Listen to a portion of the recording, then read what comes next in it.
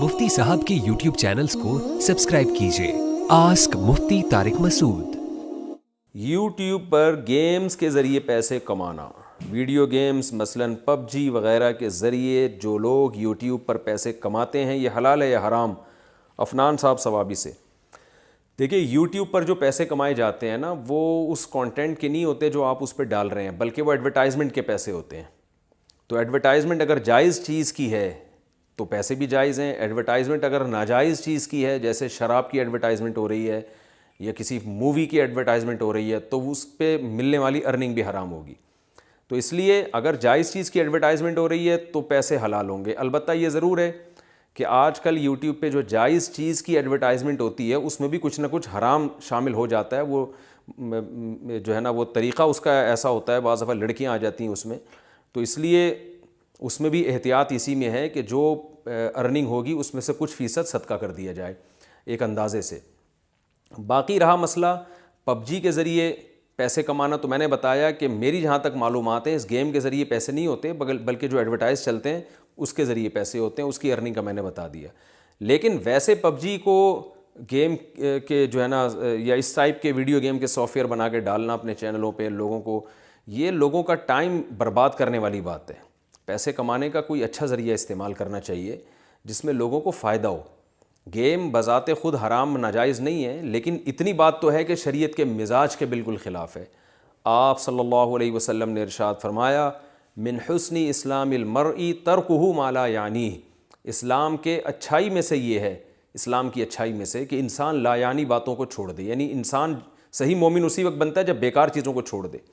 आप ख़ुद सोचिए कि एक एक सेकंड जो हमारा गुज़र रहा है ये कभी वापस नहीं आएगा। करोड़ों रुपए भी आप दे देंगे ना, ये टाइम नहीं वापस लिया जा सकता। और आखिरत की करोड़ों साल, अरबों साल की ज़िंदगी है, और उस ज़िंदगी को बनाने के लिए अल्लाह ने आपको ये थोड़ा सा टाइम दिया है। तो आप इसको पबजी जैसे फजूल तरीन खेलों में ज़ाया करें और सारा दिन नेट पर बैठे रहें और खेलते रहें, ये बहुत बड़ी सफ़ाहत और बहुत बड़ी हमाकत है, बहुत बड़ी हमाकत है। क़ब्र में जब पहुँचेंगे तो अंदाज़ा होगा हमने क्या खोया और क्या पाया।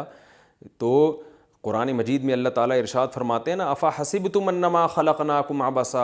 जब अहले जहन्नम में जाएंगे तो अल्लाह उनसे कहेगा, क्या तुमने ये समझ रखा था हमने तुमको बेकार पैदा किया है, बस एवं तुमने कोई तुम्हारा मकसद नहीं है। तो इसलिए अपना टाइम इन चीज़ों में ज़ाया नहीं करना चाहिए। ये शरीयत के मिजाज के बहरल ख़िलाफ़ है। मैं हराम होने का फ़तवा नहीं लगा रहा।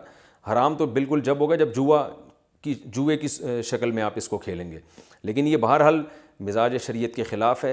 और कुरान मजीद में अल्लाह ने अहले ईमान की सिफ़ात बयान की, वहुम अनिल लग़वी वल्लज़ीना हुम अनिल लग़वी मुअरिज़ून, कि अहले ईमान लग़वियात से बचते हैं। तो अगर आपको दिमागी तफरी के लिए कुछ खेलना ही है तो ऐसे खेल खेलें जिससे सेहत अच्छी होती है। जॉगिंग करें, हॉर्स राइडिंग करें, स्विमिंग करें, और इस तरह के जो खेल हैं, वॉलीबॉल बॉल है, इस तरह के जो खेल हैं, हॉकी है, फ़ुटबॉल है, जिससे आपकी सेहत अच्छी होती है। क्योंकि सेहत को अच्छा रखना भी अल्लाह उसके रसूल सल्लल्लाहु अलैहि वसल्लम का हुक्म है।